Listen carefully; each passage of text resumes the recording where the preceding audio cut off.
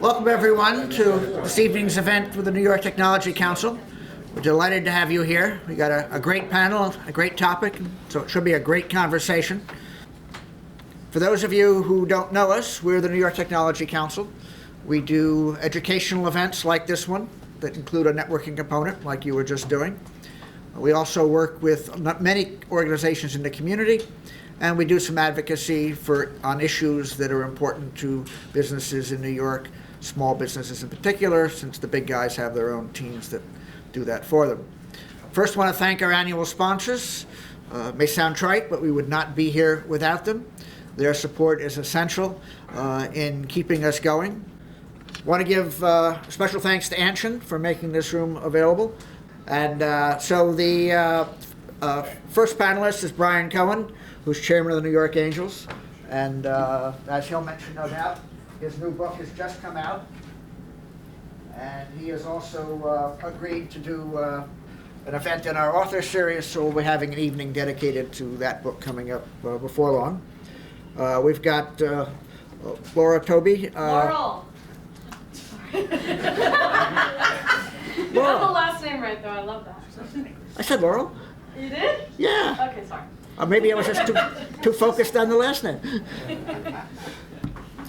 Who has, she'll tell you, been both an investor, an advisor, and has built and sold several companies. We've got Rob Delman, who's managing director of Golden Seeds, and he'll tell you more about that organization and how they operate. And then Alain Obertoman, who's co-founder and director of MessageMind, and with whom I was in a startup about 10 years ago. And you're still talking to me. I'm still talking to you. I think we were on the same side. So with that, let me sit down and ask Brian if you'd start just by giving a little bit more about your background, please. Yeah, my pleasure. Born and raised here in New York City, not too far from here. High school, a couple of blocks away from here as well. Pretty much grew up as a nerd, recognizing and understanding issues in tech more than most of my friends. I ended up starting the first computer publications back in the late 70s. Literally, Personal Computing Magazine was a publication I worked on while I was in grad school. Caught the bug of communications, loved it so much, came down to New York, helped launch a number of other major computer publications. One that still exists today, Information Week magazine, in the enterprise space. Left that business and started the world's first science and technology communications PR agency. Grew it wonderfully with my wife as my partner. Very important to note, I wouldn't invest in a husband and wife team. And built it to be the world's largest PR agency. In tech, handled IBM for 14 years, all of IBM, all of Sony Corporation, and about 200-300 other tech companies during the great internet boom. Sold the company, I owned it 100%, never raised a penny, was a benevolent dictator. So I have not actually raised money myself. My middle name was Positive Cash Flow, very difficult to do, and then retired to raise my children. Lucky as that may be, it was a perfect life at the age of 39 to be able to do that. And got into angel investing back when it was called stupid investing. It hasn't changed that much since then. And then helped build the New York Angels, currently the chairman of the New York Angels. Recognized just a couple of weeks ago in some of the most recent research as the most active angel group in the United States, certainly here in New York City, having put about $58 million to work in about 70 plus companies. Passionately involved in the startup community, of which my friends all are in this panel. One of the greatest startup communities anywhere in the world. And I just got back from Israel. I can honestly say that the New York City startup community is every bit as strong as a startup nation, as a startup city, as they are as a startup country. Found myself in this wonderful place. I've learned so much and felt, more importantly, so much that I decided to write a book about it, and it just came out a couple of weeks ago. And I urge you all to go onto Amazon and go buy a copy. It's getting some very nice reviews, so I look forward to sharing any of the insight that I've gained with my wonderful panelists about angel investing. Hi, I'm Laurel Touby. I don't know if I should go all the way back into my history the way Brian did, but I'll just say I started out in advertising at an ad agency from Smith College, where I went to school. I thought I was a creative person. I am a creative person, but I never believed that you can be creative in business, and so I wasn't interested in business per se. I just pushed it away. And then I worked at Working Woman magazine, and then I went to Business Week covering business, and still I wasn't bitten by the bug, and just never could imagine myself running a business. And then by happenstance, I started a cocktail party in order to meet guys, and that was when I was single. You guys should laugh. That was the laugh line, okay? I mean, I'm trying to wake everybody up here. So I started a cocktail party in 1994 to meet guys. She'll do that. And She will wake you up. and what I discovered was I had a community in my hands. The cocktail party started with 10 people, and I built it to a community of millions of people, person by person, business card by business card. Basically by making people feel loved and wanted at the parties, and then I developed some products and services that they wanted as well and would pay for. Let me turn that off. And lo and behold, I started a company called Media Bistro out of this cocktail party. That company grew at 30% a year, top line and bottom line for several years. And then I sold it in 2007. I stayed with the purchasing company, Web Media Brands. I did raise, you could call it venture or angel money, depending on how you look at the investors. One of the investors was Bill Ackman, who runs Pershing Square now. He's a big activist hedge fund guy. But in his hedge fund, he basically told me, I'm going to give you, I'm going to give you this money, and I don't want you to bother me until you're at 2 million in sales. So that's kind of like an angel-y way of dealing with me. And my second person was Marty Peretz. He was also, his family office invested, so that's kind of an angel investment. And then we sold the company. They did well, I did well. Stayed with the company till June of 2011 and started really getting my hands, sinking my hands into the startup community as an investor and an advisor, and wanted to join a venture firm, but they wouldn't take me. So, wonder why. And so basically just joined another company called Redbooks, Advertising Redbooks, as a managing partner. And so I'm doing the angel investing on the side and the advising on the side. And that's me. Did you find a husband? Oh, yeah. I think that was him that just sent her a text message. I don't have the ring on today, but yeah. Yeah.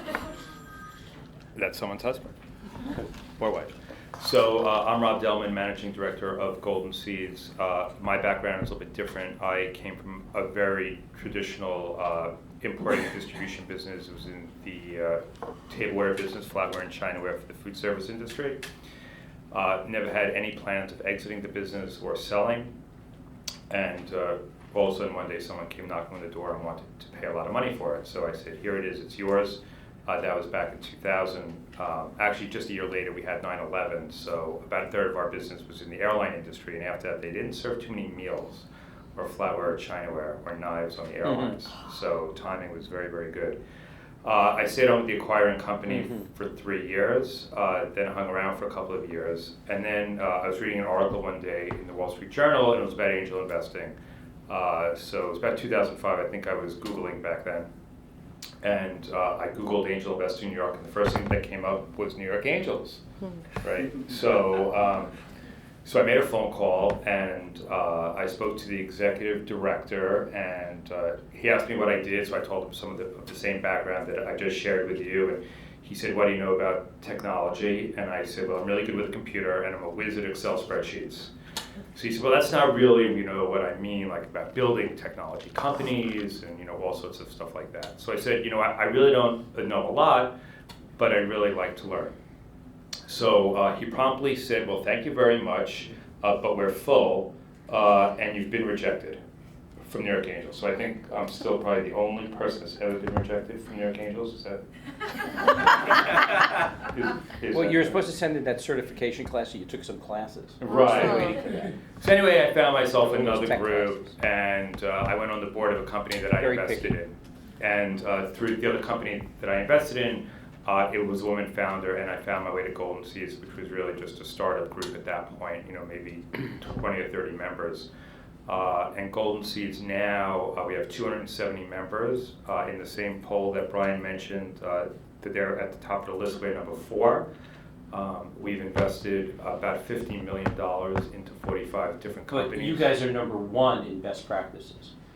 They've shared some of the brightest approaches to angel investing that I've ever seen. So I went to them to learn a lot of what. Thank you, Brian. I want to make sure. And I love New York Angels, by the way. So I'm a big supporter of New York Angels. All right, do you guys want to sit closer? And you should- 'Cause and you I should feel like join I'm New a York third Angels. wheel No, here. but it's really true. Yeah. So we invest in companies that have a woman, in a leadership role and a meaningful position on the cap table, which usually means, 10, 15, 20% or more. It really depends on where they are in their funding phase. And primarily, I would say 60% or so in technology, with the balance being life science, medical devices, and consumer goods. Of course, people always say to me, why do you only invest in women?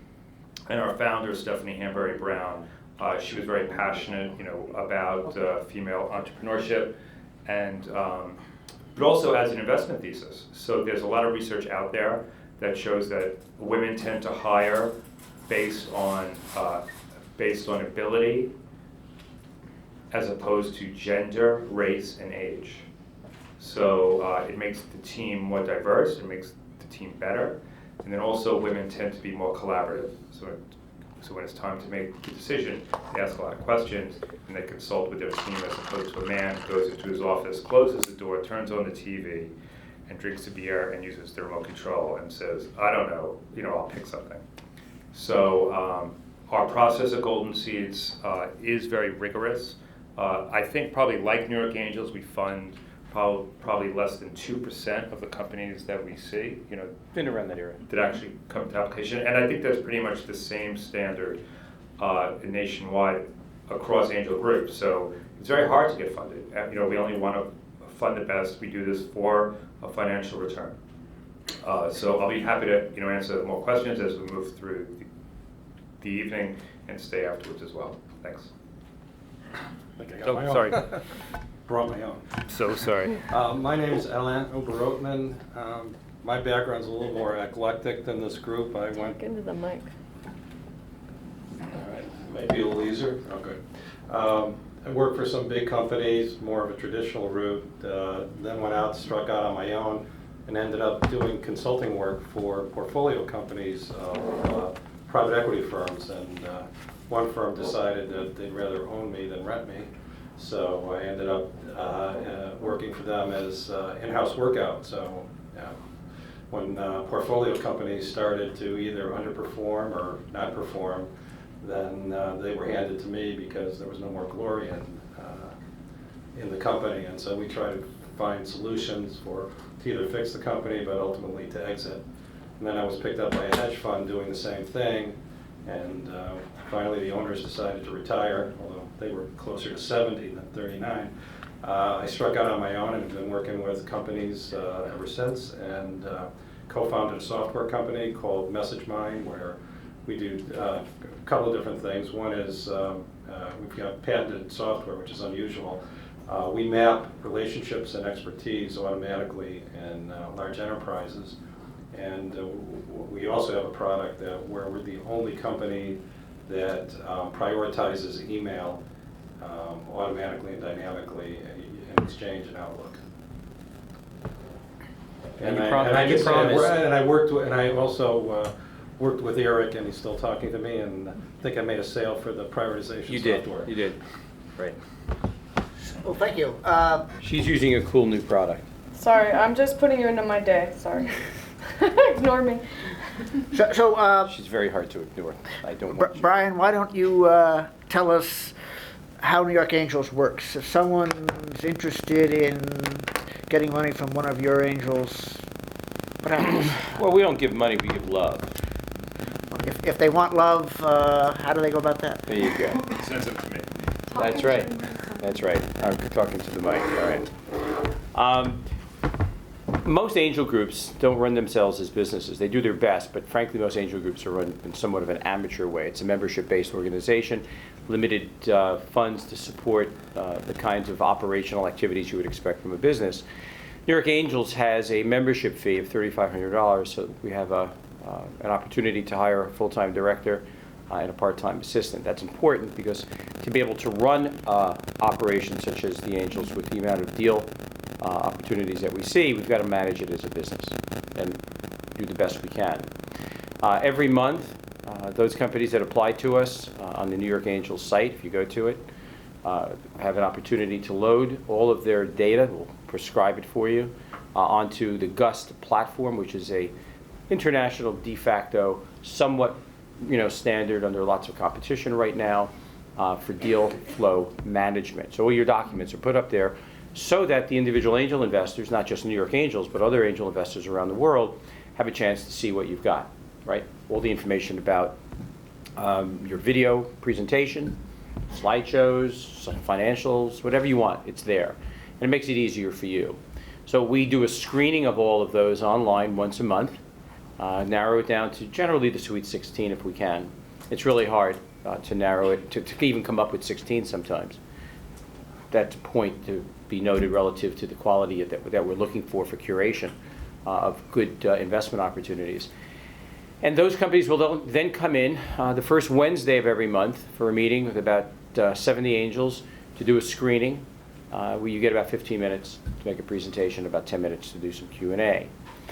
If the angels at that point show interest, and I mean individually, they'll let you know, we'll raise a hand, we'll say we are interested in pursuing this to do some level of discovery. Discovery is an early version of what people sometimes call due diligence, which in my book I describe as DO diligence, not DUE diligence, which is the reason to do a deal, not a reason to back away from it. So in that meeting, there could be a whole host of hands that go up. And if that happens, that's a beautiful thing, because then you've got a lot of interest. If not enough hands go up to lead a deal, most of the information, most of the investments that we've made have been led.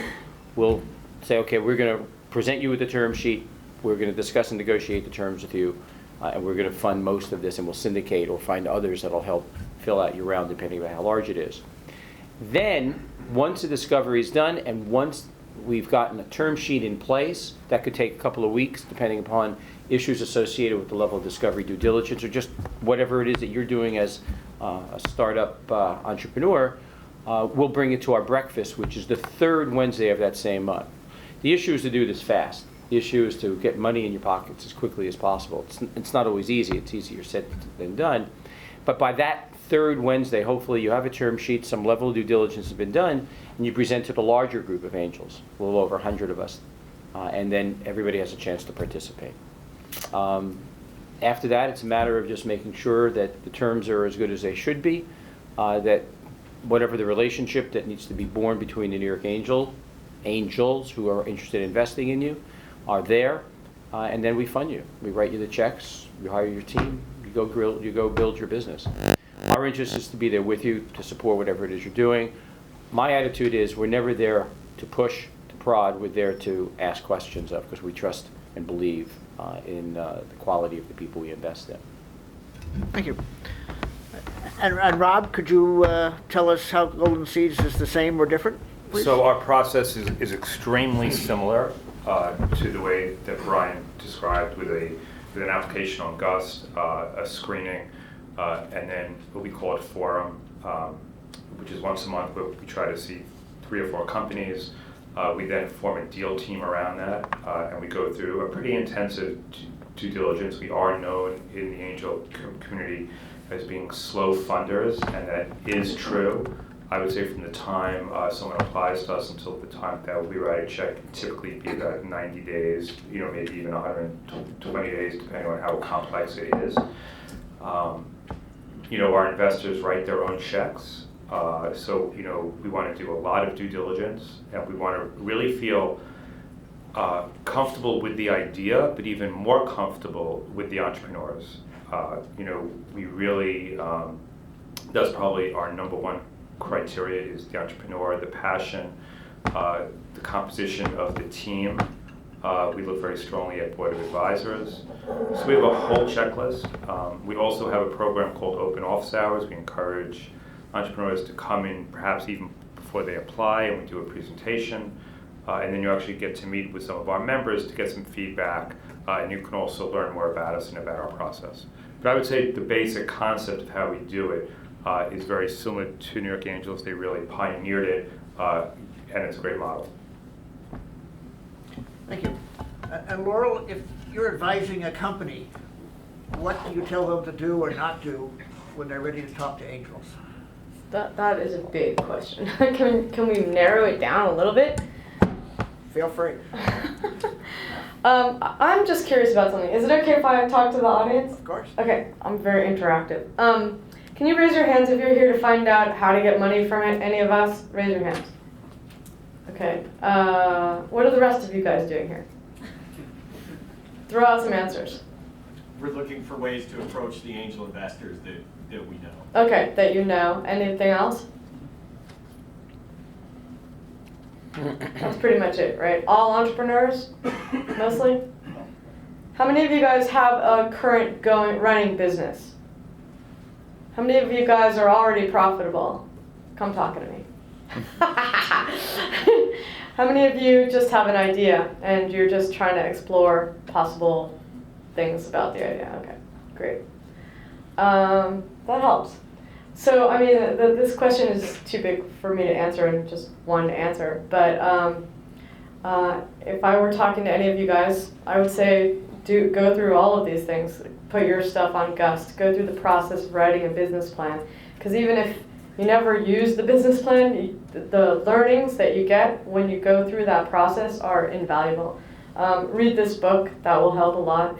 I mean, the way I did it was, it was 1994. There weren't a lot of rules back there, or 1990s. By then, it was 1999. I didn't follow any particular path or rules. And right now, the way people find me is very random. But I would do your best to network and try to find people who like me and like these people on the panel. Showing up at events like this helps. And just striking up informal conversations, following them on Twitter, talking to them on Twitter. Being persistent and not giving up quickly. I can't tell you how many people have had great ideas that I didn't see because there's a huge stream of ideas coming through the inbox, and if they don't have the courage or the tenacity to write me a second time and say, "Did you get my email?" It's done. It's over. I can't keep up. And I'm not Fred Wilson. I mean, imagine his inbox. So those are some just off the cuff ideas. Thank you. And Alain, are there things you would advise companies not to do? I mean, just as a tag on the answer to the question, is to not be prepared. Because really, when you're pitching your company, everything you do and how you do it, you're pitching yourself. And what you have to do is convince somebody that they have confidence in you and that you have an understanding of how to run your business. So if you haven't done your homework, if you haven't thought about what makes you unique and you can't articulate it, why should somebody believe in you? And so if you don't do a follow-up email, how should the investor think about you, how you're going to deal with the customer? Because right. really, you're not your going to first follow up with a customer. That's right. All right. And so the key is that you have to think about, I had a fencing coach who always used to advise us that if you're going to attack to score, don't do it half-heartedly. And the same thing here is if you really want to raise money, then you've really got to understand the person and the motivation of the person who's investing in you, understand things they may have done before, and maybe even talk to people in companies that they've already invested in to get a feel for it. And then yourself be ready to make the best pitch you can, but the things that you have to be able to talk about are things that make you unique. So to answer Eric's question, everything I said that you should do, don't not do it. And the other thing is that, one last thing is, think about how, ultimately the investor is investing because they want to make money. And they don't want to lose money, right? And so how is it that things that you're doing are not going to lose money? And what is it that's going to happen that's going to help them make money? And, be ready to have a pretty decent answer. Thank you. And Rob, What's the range of sizes of investment that Golden Seeds is doing these days? So I would say, generally speaking, we'll invest anywhere between, as a group, 250,000, maybe up to about $2 million. We have a couple of different ways in which we can fund a company, and I know Brian's going to weigh in on this as well, because they also have some different ways. We have the individual investors, which typically write a check for about $25,000 each, so you get 10, 20 investors, that can add up pretty quickly. A couple of years ago, about 2 years ago, we raised a $24 million fund, which can also co-invest alongside our angels. So very often we'll put in perhaps another $500,000 there. And then recently we were awarded, I believe it's called a grant from the New York State Innovate Fund, which enables us to also invest funds on behalf of New York State in companies that are here in New York. So I think we can put in a couple $100,000 there as well. So, it can add up. It all depends. We prefer to do it as a preferred equity offering. This discussion goes on very often about, should it be a convertible note, should it be preferred equity? We always prefer preferred equity. This way we know exactly what we're investing in now, as opposed to something unknown later. We really only like a convertible note is if we're sort of bridging an A round and a B round and they just need some cash. But I would say our typical sweet spot is about $750,000 to $1.5 million, but 250 to 2 is basically where we go. And Rob, could you explain preferred equity, if you might, for people who aren't familiar with that term? So as a founder, when you originally set up your company and you establish, assuming that you're a C Corp, you actually get issued common shares, of the company. And then when you get in other investors, professional investors, you'll typically issue to them what's called preferred shares. And there are certain rights that the preferred shareholders get, which are senior to the common shareholders. Very often, it's very inexpensive. Companies very often will set up originally as an LLC because it's easier, and you might have what's called membership interests in those LLCs. We do not, and I would assume New York Angels probably does not either, invest in LLCs. So typically at the time of the raise, there'll also be an automatic conversion into a C Corp, into Delaware C Corp. That's true. And are your investments of a similar size, Brian? Yeah, they are. So let's talk about trends. One of the trends that was noted is a legal term relative to being in a position to take preferred shares. I want to put everything in context. Being a C Corp, and those are really part of what the common expectation is for investing. A lot of the companies we're beginning to see are coming in very early, and some of them are in fact LLCs. They're very unfamiliar with a lot of what we do, and we are now beginning to invest in a lot of them very, very early. And by doing that, they don't need as much money. And so we started a separate fund. I love investing very early, called the Entrepreneur Catalyst Fund. And in that fund, we're investing anywhere between $50,000 and $150,000 in companies at a much lower, more realistic valuation. The current valuations in America today for a pre-revenue-ish company is about $2.7 million. Our Entrepreneur Catalyst Fund will invest in a company much earlier than that with a general valuation of about $1.5 to $2 million. Wait, what are the other valuations again? Sorry. The average valuation in America today for a pre-revenue-ish company is about $2.7 million. I heard much higher numbers in San Francisco. Yeah, it really depends. But when you look at least the recent reports put out by Halo, which was funded by Silicon Valley Bank, it really was $2.7 million. Okay, and what And about? 43% of them actually had revenue. Right. But in New York, I've heard like 4 million is pretty much the standard. It really isn't. A lot of the numbers are hard to come by because they don't have to be reported. But the ones that are reported, the recent research that is as definitive as one can get from Silicon Valley Bank and the Halo report reported 2.7. All right, there you have it. Right. there's so much to explain about it, the early stage of a company and what you should be sensitive to and how much you should value your company at. It's hard in these conversations to get through some of these very specific pictures and the nuances associated with them.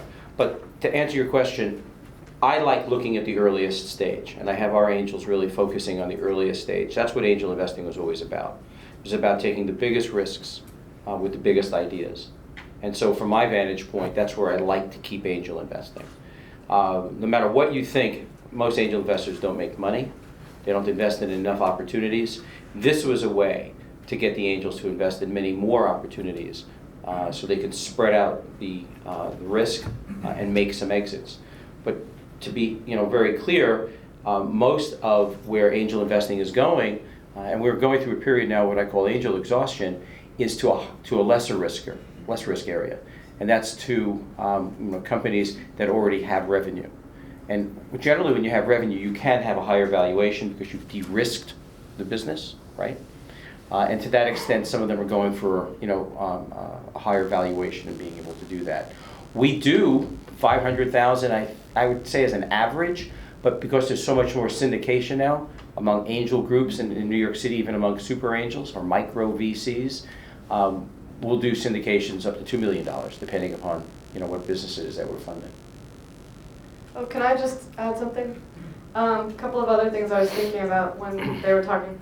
So persistence also includes circling back with people. I also find that a lot of new CEOs, young CEOs, I don't mean young like in age, I mean just fresh CEOs, they'll send me a pitch and then they won't ever circle back. And I think the best ones have been circling back a month later saying, hey, there's some news about our company. We just did a partnership, or we got our first customer, or what have you.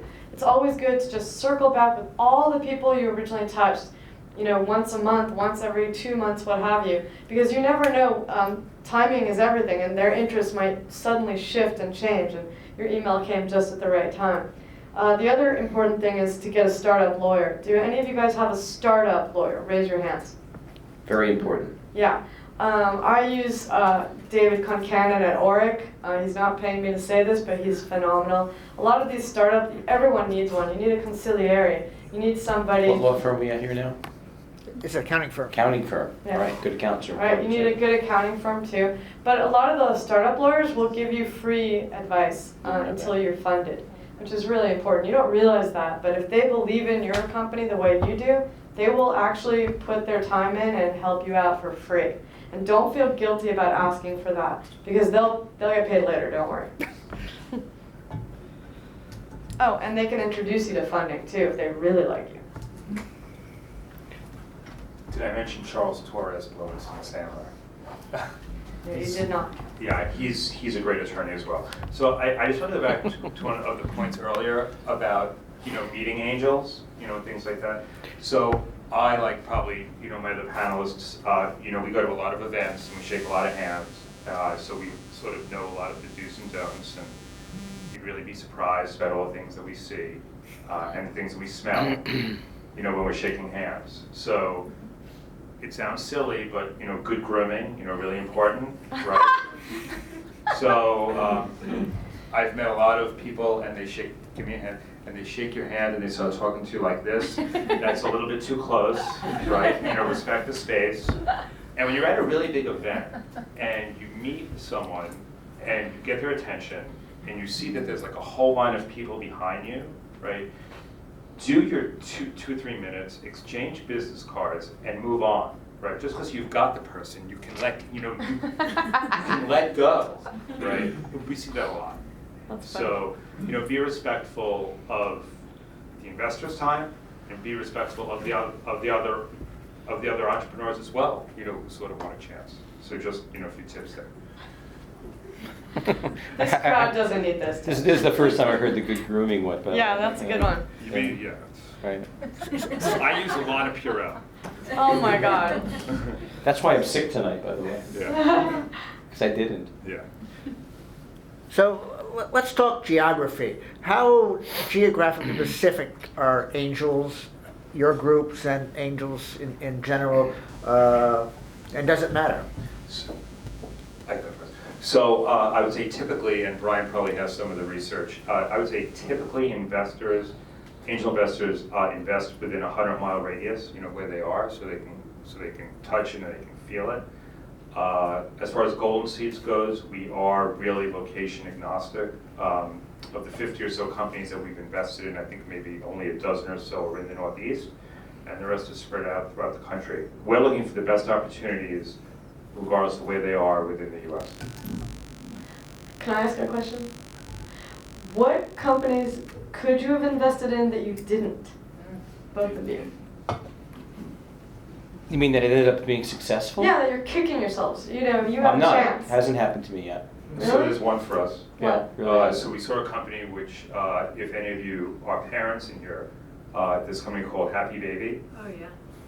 So they came to us probably about 5 or 6 years ago, and at that time they needed money. They were about to launch a line of frozen baby food, and we said that is the stupidest thing. We didn't say that exactly, but Like little ice cubes. Yeah. Right, I remember. Yeah. So internal, and there were about 3 or 4 companies at the same time. Extremely brilliant, Right. right, too. I remember them. Yeah. So we said that's not going to work. Now you have to have parents going to the freezer section, which is a total change of behavior. And do you know how hard it is to get space in the freezer section?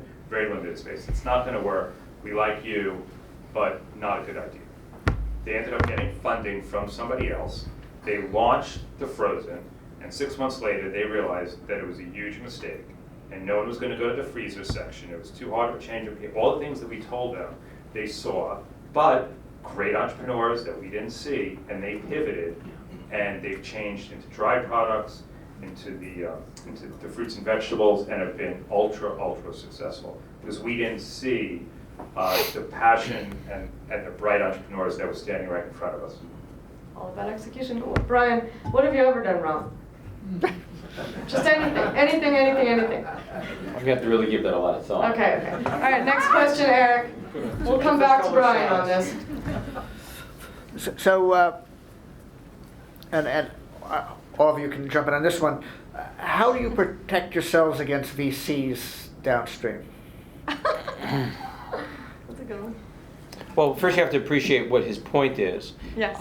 As I said before, some of you think angel investors, we make a lot of money. So I've been doing this longer than most, and I don't know very many angel investors that have ever made real money. They may get an exit out of a deal or so, but in the long term, very few of them actually come out positive. They're happy to break even if they can. But why? Unfortunately, what happens is that angels get in early. We put our love and our money into an organization and time. And then when they actually get to the opportunity of succeeding and they need an A round, which is very rare also, because that means that they've actually graduated to a more opportunistic position to be successful, that a VC would be interested, new money that the VC brings in talks. And that means all of the history of all of the legalities associated with the previous term sheet get washed out, gone. And there you are as an entrepreneur with a VC with $5-8 million ready to give to you. And they say, by the way, we want more shares. We have a new board, we're reconstituting it. I know this angel guy, woman has been on your board, we're taking over. And historically, that was unfortunate because they would take the other side of the pencil and erase the names of the angels. And the entrepreneur had very little say because they needed the money and they wanted it, and they felt really terrible. It certainly was bad, not just for the angels, but it was even worse for the friends and family. In some cases, really get washed out. So the only way that we protect ourselves now is that we've gotten smarter about teeing up a proper, smarter term sheet. And I think in some cases the VCs were right. They looked at angels, as I said before, self-examination. There was an amateurish mentality to the way they did things, and in many cases the valuation was much higher than it should have been. And when the VC did look at the opportunity to invest, they brought it down to a more logical level, being more responsible to their shareholders or to their LPs, where they can actually fund it better. So to some extent they were probably right in some cases. Other times they were vulture capitalists, or Viet Cong we used to call them back then. But they're all our friends now. And that happens, it happens rarely. Because when I talk to Fred Wilson, or I talk to Alan Patrikoff, or Howard Morgan, I always say to them, be friendly to angels. And now they all say we are. We know that you guys are teeing up these companies in a better, in a smarter way than has been done in the past, and we respect you for it. And more importantly, just one last point, they need us.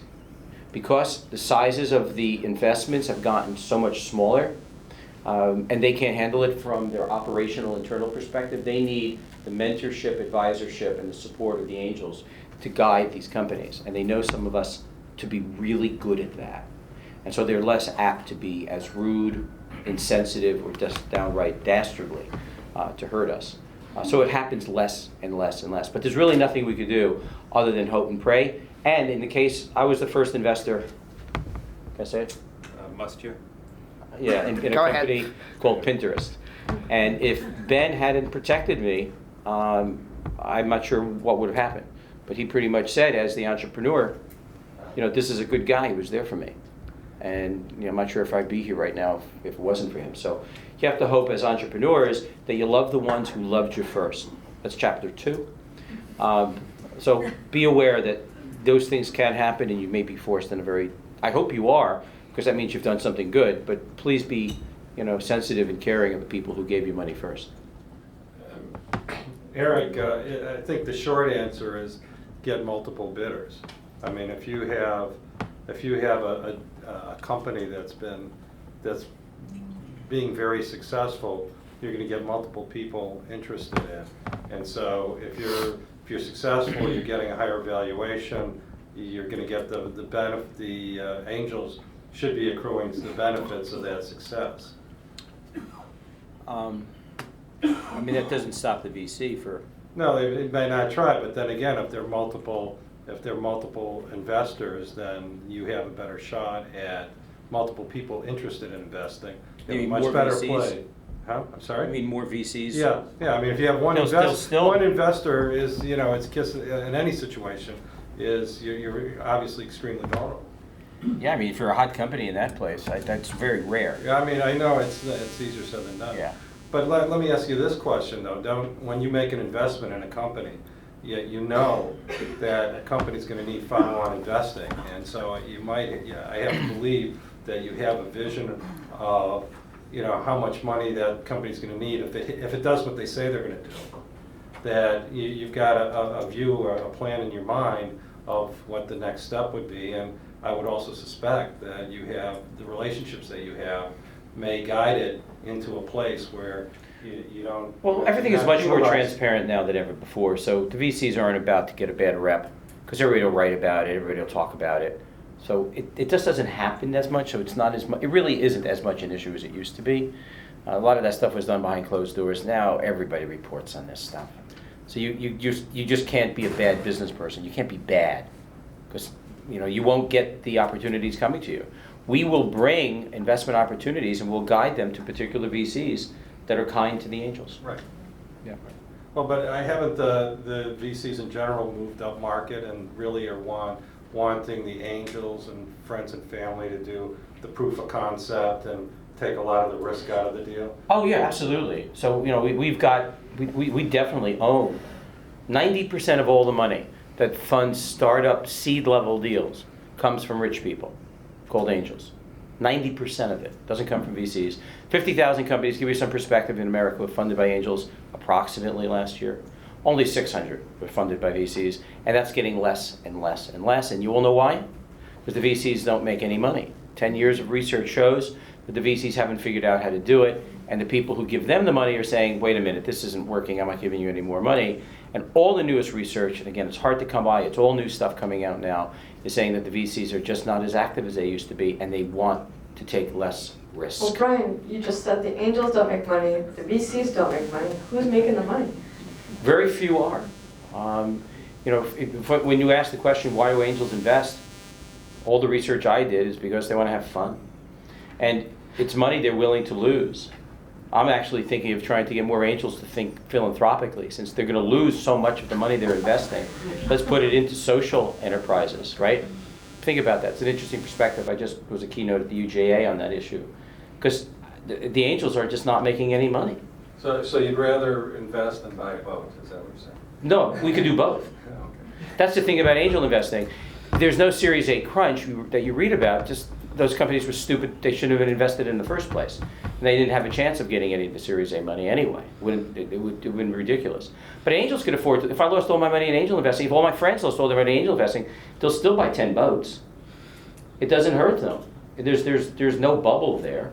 Bubbles only happen when people who can't afford to lose the money lose it. The angels, wouldn't matter in the least. They wouldn't change their lifestyle at all. My brother is a Broadway producer. A and brilliant one, by the way. Yeah, thank you. And we often debate which one of us is involved in a more philanthropic activity. Yeah, but tell everybody what your brother is invested Well, in. he has a couple of winners, but he's Which also ones? had- Which ones? He's had lots and lots and lots of losers. Which are the winners? Well, Book of Mormon. Oh yeah, Yeah, that was a good one. And there's a new one called Matilda. Right. Okay, good Yeah. job. So, Yeah, Don't call me for tickets. But really, if you're going to do angel investing and you're invest in enough deals, the hope is that all you need is one winner to. well, yeah, you can think of it as a hit business. Yeah. But I want you all to realize angel investing is done by people like me who enjoy it. We want to really have fun and be happy to work with the people we invest in. So I call it investor raising, not money raising, right? Find investors that like you, want to hang with you, want to have lunch with you, want to grab a nice sour pickle, talk about life, and like the business that you're in. That's all those things. Great advice. Great Really, advice. really. Can they start asking questions? Because I think Yes, let's move on they to, have so many more better questions than we can. No, I just had a question, and it could be a range. Because generally speaking, you spoke about preferred equity when you invest, and that's how you would like to go. But from your specific portfolio perspective, how much of that equity do you usually, get as an angel investor? It's funny, we don't Repeat the question. Repeat the Yeah, we question. don't. She wants. It's this sort of perspective that we're taking something, we're getting something, right? We're not getting anything. We're not taking anything. Well, that's the investment, but what is the, is it 20, 10, 5? It certainly depends. Yeah. So these smaller companies we're working with, it could be 10%. Whatever the money is strategically that the company needs. We don't sit down with a calculus like it used to be and say, oh, we're not going to invest in the company unless we have control, right? That's usually been the big issue. Why would we want control? I was talking to all these Eastern European startups yesterday that the city of New York brought in to learn about New York and the ecosystem here. And they still have it that they can't raise money over in Eastern Europe unless the investor takes control of the company. Well, that was 20 years ago here in America. That's passé. We want you to be vested in the company. We want you to be interested in growing it and to feel as though there's enough in the business that you won't get fully diluted out. I've seen some statistics that were sickening on how many companies in America that have been funded over the last, 20 years, where the founder, even at the exit, got nothing or got almost nothing. Wow. Some extraordinary stats that are just coming out now. That's gone. The recent analysis is we want you to be fully engaged in your company. There's no reason to take. There's no reason to get. It's you need money. Here's how the structure of the deal works. Here's the valuation, and that's what it is. But think about it through all of your expected, financings, because each one of those financing you will get diluted, right? So there's Gust and there's networking, all this, but that's kind of the traditional way. But you said you've seen everything and smelled everything. I'd be interested to hear some creative ways that entrepreneurs have been successful getting to you, and almost particularly if it cuts down the time because it's a very time. You mean getting to us?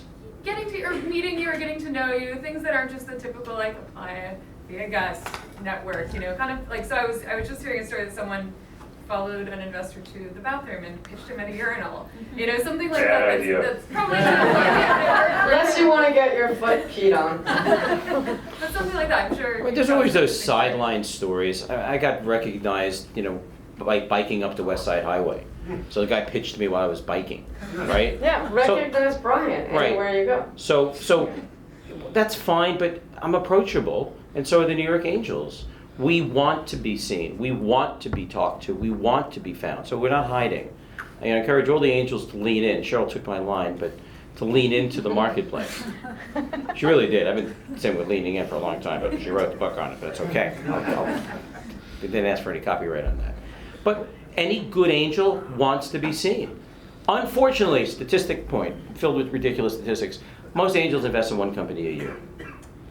So find out which are the ones that really write a lot of checks. Those are the ones you want. Get to know as fast as possible. It's just as good as getting to yes. But the best angels are the ones that want to be found. Why else? When people thank me, I go, why are you thanking me? If it wasn't for you, I wouldn't be doing this. So I should be thanking you for giving me the opportunity to find something that means I can make some money, right? So the best angels are always available. Brian, I want to just take a counterpoint to that. I've at times heard the comment, why am I so lucky to see your deal? And so invariably I've seen more of angels wanting to be introduced or have a previous relationship as more of a reference check rather than people hitting them cold. Oh, that's helpful. I mean, on the list of what makes it easier for me to see somebody sooner rather than later, absolutely. If it comes in through somebody I know, Rob says, I've seen something interesting, it's not in our area of expertise, but I think you should see it. Absolutely. But that's what we do as a matter of course. And that's, by the way, what the best angels do. They say, it's not my area of expertise. You know, I saw one today on a guy with take a picture of a wine label, and you could buy it instantly while you're drunk at the table drinking it, right? And I referred it to an angel who has the second largest wine cellar in the United States, right? He called me and said thank you. So that's what we do for each other, but we do for the entrepreneur first. Our goal is to help you the best we can and to get you funded as fast as we can. That's our real goal.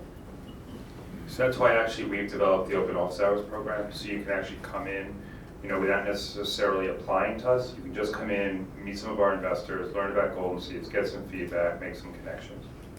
So, you know, it's pretty easy. Just by coming to this event, you know, we'll exchange business cards.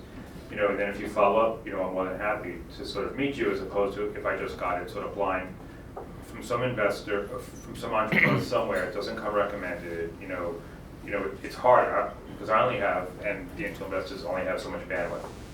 I'm sorry, what was the name of that program?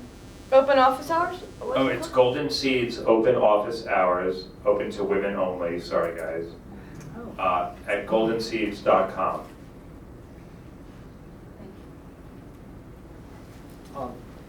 Did I understand correctly when you were talking about how, when you're talking to angel investors, like that equity does not necessarily need to be part of the equation? We have friends and family that we want to approach. The whole time we've been thinking we want to ask them for money, we will have to offer them equity in exchange. Is that not necessarily that? Can we just ask for the money, they'll get their money back and some money on top? Why would you do that to them? Yeah. We're planning on doing it. So I wrote a blog on that. Understand you. Love the ones who love you first. And you know how many times you screw the family when you do stuff like that? Treat everything as perfectly as you would any quality business relationship. Hire a good lawyer, manage the term sheet thoughtfully, but don't screw the people who love you first. And we see this all the time. So now, let's say you need to raise some more money and you come to angels or VCs. And one of the first things we say is, let's see your cap table. And your cap table is basically the ledger of who owns what part of the company. And we see this sort of footnote that, well, there's this loan from parents, but we're not really sure what it is. They invested $20,000. You know, so what is that? Right? And then there's a hard time understanding what it is. Do they expect to get their money back? Which, of course, you're not going to use my money to pay back your parents. There's no way of that happening. So if parents invest, it is equity. It is going, even if it's a convertible note or debt, it will convert to equity of the company if you get any kind of angel or venture funding. Yeah. Okay, let's be direct. I believe that there's a lot that needs to be instituted back into the system in rigor. That's a stupid question. That was a stupid question. Thank you. All right. I'm just on this tirade. New York City is an extraordinary place, and information is available online in many places. Everybody's writing about this stuff. Everybody's talking about it. The nature of growing your business, to me, is showing me that you're in control. In control. You've thought about a lot of these questions. You've found all the right answers. I'm just amazed at how many stupid questions people ask that they can actually know themselves and find out themselves. You may ask it under a certain type of circumstance, but everybody's getting too coddled. There are too many entrepreneurs. Making him cry. Stop it. Tough. Be nice. I think there's a lot of entrepreneurs that need to. Tough love. Yeah, it's not even tough love. I was at a university. They told me I can't talk to the students the way I would normally talk to them as an investor. Good! You know, they said they pay us a lot of money, right? Be nice to them. Just be in control. Think about it. If you present yourself as in control, you know what you're doing. I've thought about this. I read this article. Like if you said, by the way, I've seen information on this. I've learned that the right way to do it is in the legal way. And then ask a follow-up question. How can that be done? Generally, by the way, with friends and family, a convertible note is a little bit better because it's a smaller amount of money. That's where I thought you were going with a smarter question. But be really in control of your business, in control of all of the information and knowledge associated with the raising of money. That will impress the hell out of us. Down in the front row. Hi, my name is Sandra. I run a wellness company. And A what company? A wellness service company, employee wellness. We go into companies and on-site wellness programs and instructors. And I just came from a meeting about B Corp status. And I'm very interested to know your opinions about investing in B Corp companies. Wow, it's so new. I mean, it's really new. Yeah. That sort of goes into the social entrepreneurship side as well. I don't think I've seen anybody do it yet. I know that, as I said, I'm looking at running the Center 4 thing, which is a social entrepreneurship technology accelerator in New York. So we're looking into how you can properly do that. Are there any lawyers here? Do you know anything about investing in B Corps? I haven't seen it yet. Yeah. It happens, I mean, Oh, so. no. Yeah, I There's a lot of think, research. I think for an angel investor who's looking for, a return on money, return on investment is not the primary goal necessarily of the B Corp. So, we'd certainly be willing to listen, but I think it's challenging. But there's nothing that would preclude us Yeah. from doing it. If you change the word investing to the way we were describing it before, that you don't expect to get it out. Donating. Yeah, philanthropy. Well, most angel investing is philanthropy, right? Or some people, think about it as just burning their money. In the back row, back there. Yeah, hi, everybody. My name is Jim Pasquale, Gas and Process Solutions. I'm also a startup advisor. Speak up. And I'd like to understand from the panel tonight, first, what weight do you put on an MVP? And about where in the business plan does that weight kick in? So first off, let's explain, everyone may not know that an MVP is a minimally viable product. Right, I'm sorry. Okay. What kind of company do you have again? I'm a consultant. I do startup advisor currently in the personal cloud space. So you're helping a particular company? I help startup companies flush out their business plan and get ready to go for financing of all kinds. So as far as the MVP goes, that's sort of also part of Steve Blank's, Lean Startup model, which is an interesting sort of story to read. It all depends what you've accomplished out of the MVP. At Golden Seeds, we use the word which everyone does and no one likes it, is the word traction. And what traction typically means, it varies by company and by industry, is somebody who is using the product. So hopefully there are a lot of people using it, and hopefully at least some of them are paying for it. So, because otherwise there's no proof of concept. Yeah, there's no minimal viable product if nobody wants to use it, whatever that product is. So getting 100,000 users off of Facebook is kind of futile. why is that futile? Well, I'm asking that question. I'm not sure what that means, 100,000 customers on Facebook, so. It's, I generate. A lot of startups are currently using an entrance strategy of going through Facebook as a Facebook app. A Facebook Connect, you mean? Right, and they sign people up. Yeah, it's certainly not great, because we see it day in and day out. We want to know, for instance, how many people have registered directly on the company's website. That's, I think, a more important metric. Yeah, an MVP doesn't apply in my world from the standpoint of an investor. An MVP is what you're determining of the value and features and benefits and capabilities of a product that your customer is going to want so that they'll sign up, right? Has nothing to do with us. You're the creator of the product, so you're defining whatever the attributes and needs are of the customer, and you're meeting them with an MVP. That's all. It doesn't impress us.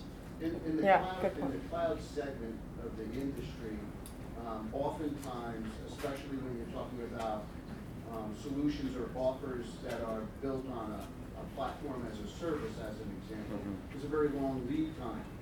So the end result product is not necessarily in its first phase. So when I use the term minimal viable product, I'm actually talking oftentimes about lights out kinds of strategy, and will there be something left that may be of value that can morph into another organization or actually be sold off as part of the intellectual property. Okay, I don't know what you're talking about. Well, that's where Alain comes in. Yeah, I think, I don't yeah, know. you're in your weeds, and it's hard for Yeah. us to Yeah. follow you through I those know. weeds. I was in a situation. Speak loudly, please. I was in a situation that was from the international community, and I think one of the reasons I actually expressed a little concern about being involved in this event was because I wasn't certain of what the international rules were. And I happened to be in a negotiating scenario where at one point the competitor had a member of their group that said we'd be willing to be an angel investor for the new company.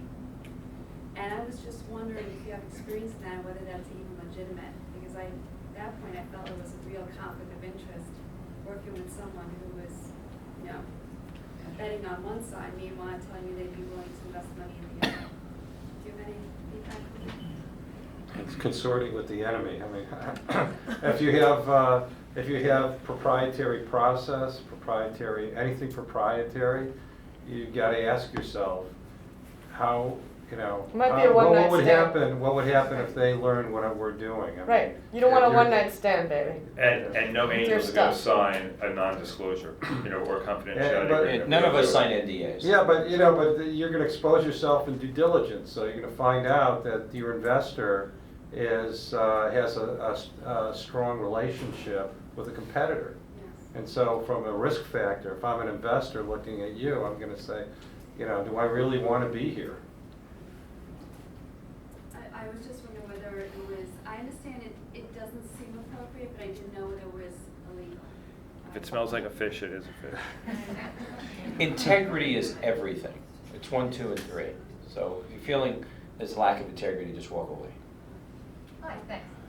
My name is Elizabeth Halliday. How long do you give a company before you pull the plug? Pull the plug. Pull the Where plug? you realize that, Do angels pull plugs? So I've never found the plug to pull. Yeah, I think the plug just unplugs by itself. Yeah, I didn't so- know. Money. Yeah. So we do have a little bit of a plug, and that is in all of our term sheets, we do have a redemption clause. So basically, after 7 years, and everyone hates this term again, but if you've become a lifestyle business, okay, which can provide a great business for you, but not necessarily for the investors, and the business is sort of going sideways, it's not going up, it's not going down, there's a redemption clause which reverts back usually to the liquidation preference, in the original agreement. How often has this happened? So our portfolio is fairly young, so we have not yet reached that time yet. Chances are the company will run out of money. Yeah, so I would say, right, or you'll force them out of money because they don't have it. So, it's in there, so we don't have enough experience to actually see if it's going to work or not. Yeah, look, the investor of last resort is your existing investor. And so really, when you won the investment or were able to get your investment, you made a lot of promises. And so the question is, in principle, if you fulfilled all your promises, chances are additional funding will be forthcoming from someplace. But if you underperform or exogenous events occur like the financial crisis, a lot of venture firms gave notice that if you weren't a top tier investment in their fund, you just have to look elsewhere. You were on your own. Yeah, New York Angels, we've never put a redemption clause in any term sheets, ever. I find it sort of to do that. And there are some companies, I can think of some here in New York, and they're not always perfect examples, like Meetup. Some of these companies are long-term plays. The average exit takes 9 years. Wait, Meetup? That's a play at all? Do you know Meetup? Yeah. Scott Hefferman's company? Yeah, but when is it ever going to sell that thing? Well, no one really absolutely knows, but that's another longer, he was just actually quoted in a wonderful article that Fred Wilson wrote, that this was a 20-year play. So 20 years, that's a first. Yeah, that's what he said, 20 Wow. years. And some are the long play. So you really don't always know for sure, right? So. And that redemption is at the option. Yeah. The redemption, you don't have to do it. No, you can do no, it if it's you an feel option. like there's Yeah. no. Right. I think it's smart. The lawyer. Hi, how you doing? David Leffler. I was just curious. You look familiar. By the way, I come here to meet you guys because I got more connections from my clients. It's always great to do this. Great. So anyway, have you seen any trends in investing? Because it's always going on. And Trends in sometimes- investing? Yeah, because what happens is there's fashionable stuff, there's not so fashionable stuff. Just from your point of view. I've stuff seen one that- particular trend that's interesting. Yeah, I'd like to hear about that and whether it's good or bad. Well, stupid investing is terrible. That's been a trend for a long time. Well, I mean, the companies, their products, what they're Yeah, trying to sell. and SaaS, B2B, Oh, right? you mean the types of products? Yeah, Yeah, types Oh, of not companies. not the processes of investing? I was just going to comment on the processes of investing. I'm seeing what we used to call tranching. That's coming back a little bit, which is kind of neat. I'm going to mention something. We get on panels, so he gets testy with me. That's okay. Can you imagine? Yes, right. We can be more entertaining. I'm just not feeling well today. But I invested in a men's underwear company called Tommy John. And so part of the term sheet was put in, X million now, but we're committed, if he makes his numbers, to put in another 4 times what we put in the first time. Right, we're committed, right, to come after us, steal our firstborn. That I kind of like. Because then he's only focused on reaching his numbers and knowing that the money is going to be there. Oh, that's cool. That's Yeah. a really nice little trick Right, there. so he doesn't What have to about be underwear? focused. Did you get underwear too? I'm wearing it now. Yeah, Can you show us? I get a 30%. I actually could. He reinvented the men's fly. It goes this way Oh, that's instead cool. of this way. That's He so smart. calls it the quick draw fly. That's really smart. Yeah, it's really smart. And he sells underwear. What else? Right, I never thought I'd invested, but that just to point that out. I like that. I'm seeing a trend, and that is B2B companies, SaaS. They're starting to be sexier since a lot of other companies have been hard pressed to reach revenue numbers, and at least with B2B and SaaS companies, there is a customer that you can identify and sell to. So that's the only trend I've been seeing. Yeah, so I would definitely echo that as far as B2B. It's definitely something that we're looking at more, in the cloud space. B2C, we still see, especially because we're in New York, we see a ton of fashion tech. Oh yeah, fashion And tech. I just actually learned a new term the other day. A subset of fashion tech is wed tech, Oh my which god. is actually wedding technology. which Next is- bubble, Which fashion is, tech. I'm sure you've all, heard about all the sites where you can, cure the pain of bridesmaid dresses and, stuff like that. So we tend to see the same idea over and over and over again. Yeah. And we sort of get exhausted. Well, I'll tell you, we saw all the dating sites we would ever want to see, and then one came out at Tech Meetup a couple of years ago, and we all, this is going to be another boring one. And by the end of Tech Meetup, everybody was like checking it out, and that was How About We? So it was a different approach to actual, dating. It was a clever approach, Yeah. and they seem to be doing okay.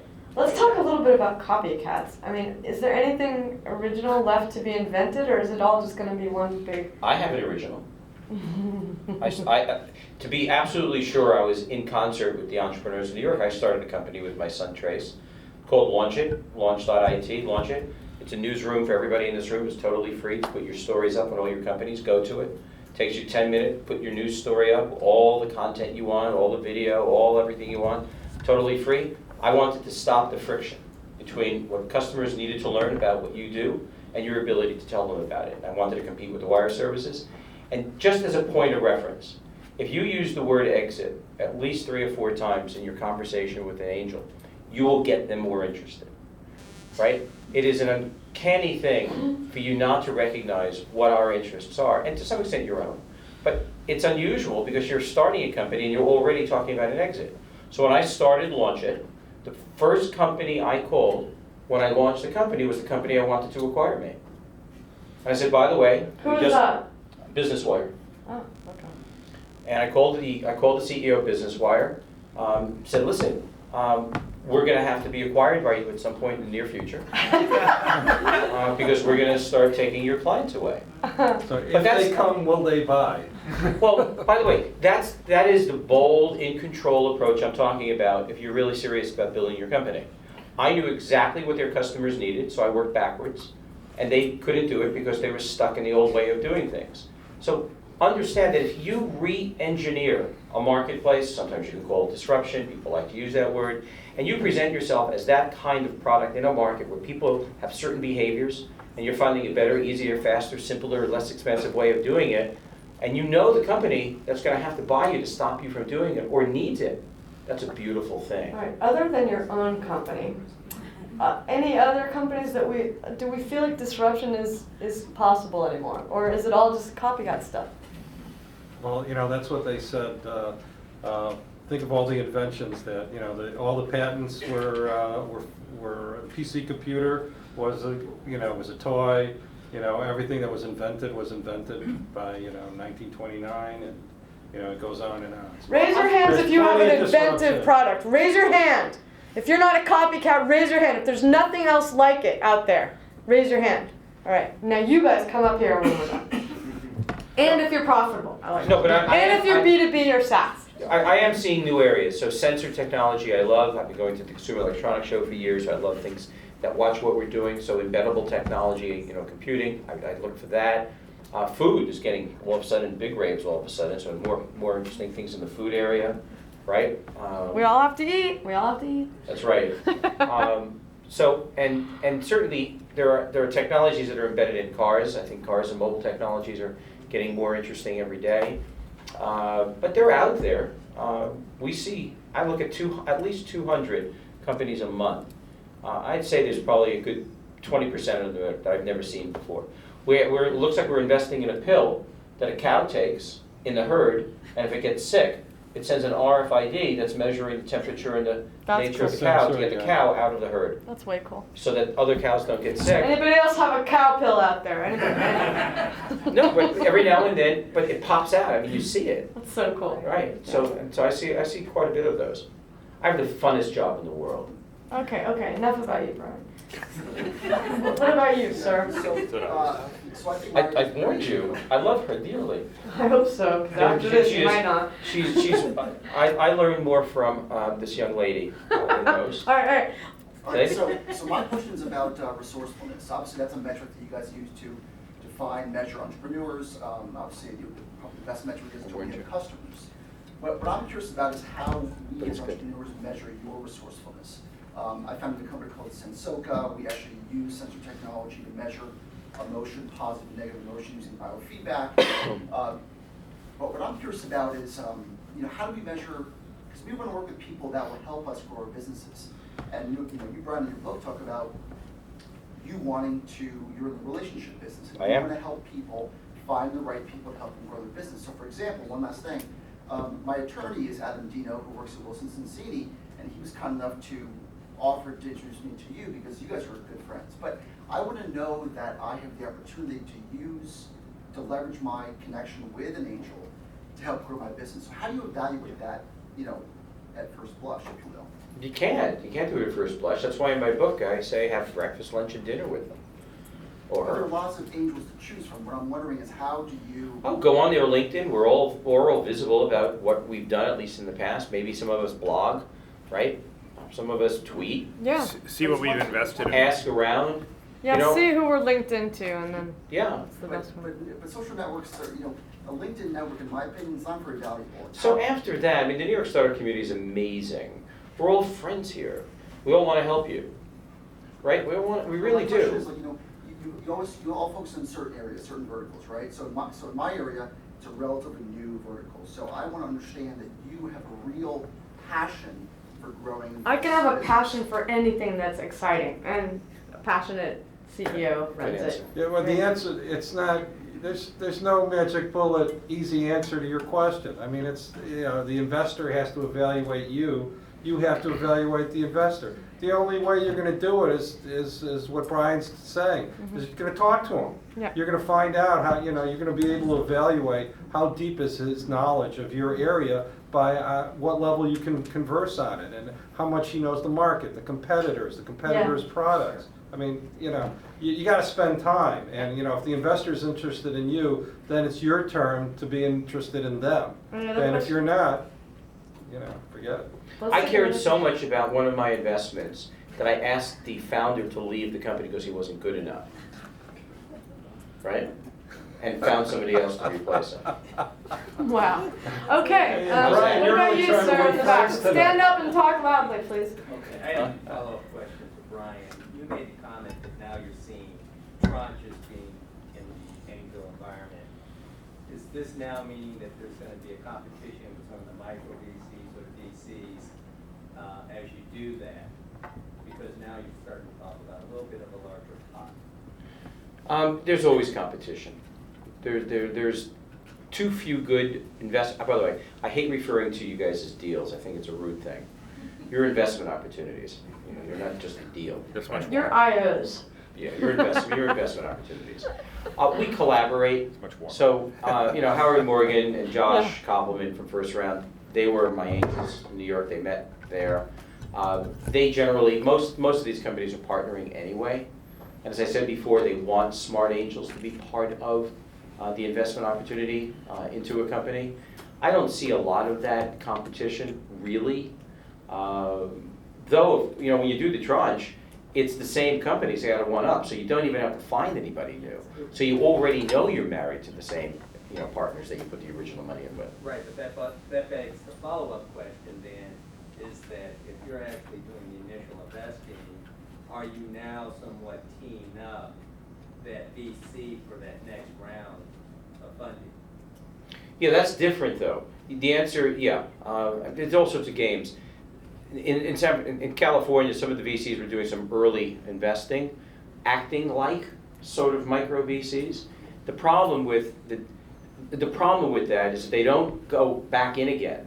That's signaling to everybody that just something is wrong, right? So you got to be really careful. Not that all of you have that opportunity of getting a VC in your first round, right?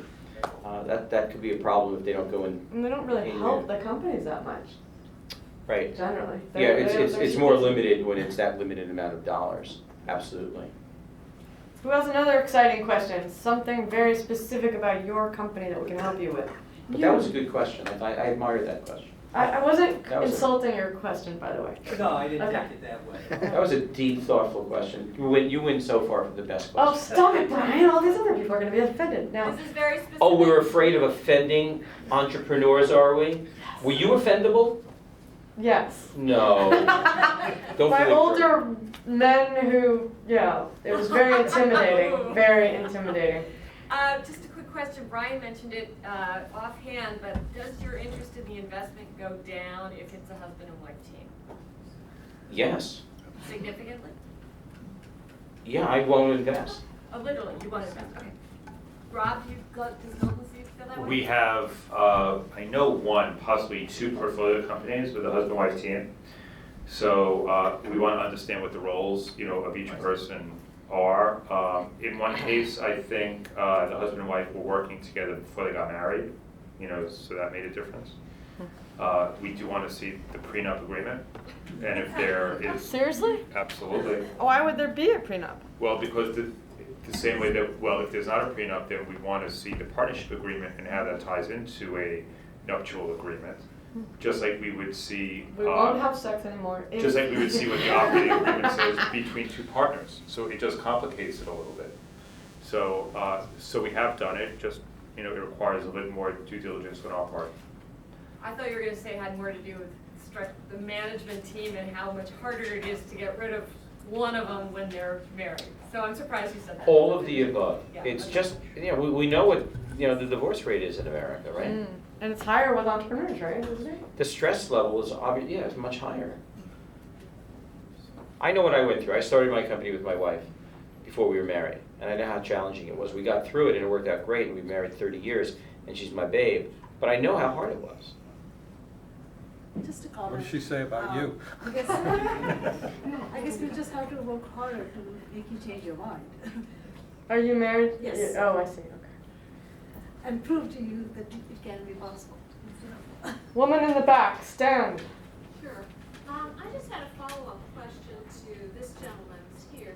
If we don't have particular expertise in an area that we're in, but we're still looking for angel funding, do you ever go out and get that sort of thing? Because like, we went through every person on the New York Angels sites, looked up all their information. Wonderful. And emailed one of them, and he turned out to be retired because he had the particular specialty that we were looking for. And we're like, Well, a okay, lot are well, retired, yeah. What does that have to do with anything? Yeah, what does that mean? he just Yeah. said when I emailed him, well, he wasn't involved in the group anymore and he was retired on top of that. So Okay. it's on your list of sites. So All right. do you ever have people with particular expertise? Because you're talking about a really close relationship. Do we have people with it? Yeah, of course we do. Well, I mean, if you don't have them on the Angels already, or are there? She's saying, will they go out and will you find the experts? As I said before, oh, you mean in the Angels to come in Just to do your investment? For due diligence, you mean? Well, not so much that, but if you do your due diligence, you decide everything looks good. To help you? Yes, to help. I mean, I'm looking at what he talked about, looking for the help, because we're gonna have a close relationship. Right. You know, where is the help on this particular type of business? Tell them your type of business. Yeah. Okay, what I do is I sort through the federal, state, and local environmental health and safety regulations just for property and building managers. And what I have is a web-based application. You go on the web, you tell me what kind of activities, equipment, and operation you have, and I will pop out a list of checklists that will tell you, do the following things, and then you're in So what's the compliance. expertise you're looking for? The expertise would be the real estate, because we have to get to the. The real estate business? We have real estate people, lots of real estate people. So, but if I have to get to the building managers and the property managers. We're not gonna help you get to the building managers. Well, I just need, what I'm looking for is I'm looking for somebody who can, say. Be what- creative. You need someone We're who's gonna help you creative. they'll, Yeah. if they've got, all right, the number one thing that angels end up being valuable for, it's less consulting, it's more opening doors. Right, That's really number one. right. You need to get in that door, I know somebody, they'll see you. That's the big play. Or no, but I disagree. They're With tremendous. what do you disagree with? They could do that, but they can also be tremendously creative about how you can solve your problems. There's no question we could provide counsel, but the number one thing that they actually end up doing is providing opening opportunities for more business to meet people. Well, I like to do the strategy part. I don't know about you. A lot of angels originally got into angel investing because they think they could run your companies, right? They're all older guys, here's some money, I need a new job, and it doesn't work. And it is incredibly challenging to an angel to be really valuable as a consultant when they're only around one day a month. And I hate the fact that some of them call themselves mentors. I think that just makes them feel good. I had a mentor, he passed away, he was great, I loved him, it was a long relationship. We tend to use that word in a horrible, I think, unsupportable way. Everybody's generally advisor. But the point is, it's really hard to keep an angel investor invested emotionally in your company long term to provide qualitative ongoing advice. That's the reality. So maybe she's talking about an advisory board person. Great. If it's an advisory board that you control and manage, then that's great. But you should have a bunch of angels doing that. Or a as bunch well of as that, advisors doing it. and complementing a bunch of advisors, right? Gentleman over there. Thank you. In the beginning, you mentioned Gust, for example, and I was very heartened to hear that. Wow, it sounds like Brian and Laurel, and actually Rob, I think you mentioned it, actually read those things. And as an entrepreneur, I always had kind of this kind of negative, perhaps baseless, but kind of negative initial, reaction to seeing these portals, faceless portals, where you would load up all your valuable information, your insights, and then maybe someone, like a. Well, what do you think we read? I don't know. Wait, So, What else would we read but your stuff? Yeah, but I just want to understand you would read the stuff. My problem is the relative faceless or perceived Hold on. facelessness of it. If you're applying to Golden Seeds, an application, we read it all. If you're just putting it up, and you'll help me here, it's sort of, you're uploading it to make it sort of an open deal that all angel investors around the world can see. I don't think, at least by me, those don't get read. If it's just like an open deal, if it's submitted to my group, I'm gonna read it. Does he still do that? Yeah, I don't know this. Yeah, I don't think he does anymore. You know what I'm talking Yeah, about? what he's talking about, if you weren't applying to any one group, you just sort of put it up on a big bulletin board And in it the was like sky. an open deal. He doesn't, I don't think he does that anymore. Okay, so that I Anything, would yeah, agree. anything you put up on Gus that goes to New York Angels, somebody is gonna read, because we have to rate it. Yeah, Okay. yeah, yeah. We have to read it. Helpful. Okay. Yeah, But that's what we do for a living. yeah. But if Why someone- wouldn't we? How do we I make a mean- judgment if something is investable without reading it? No. He that was just my saying, question. does Yeah. anybody randomly go and look for Because stuff on there? Let me just add a little background. So I've been to a lot of these sort of pitching events and so forth, first as an observer. And afterwards I talked to a few people and of course the biggest question is, what are the merits of the company or the project one is involved in? But very often I would get the business cards, I would get the email addresses, I would send it off, I would even come back again, no response.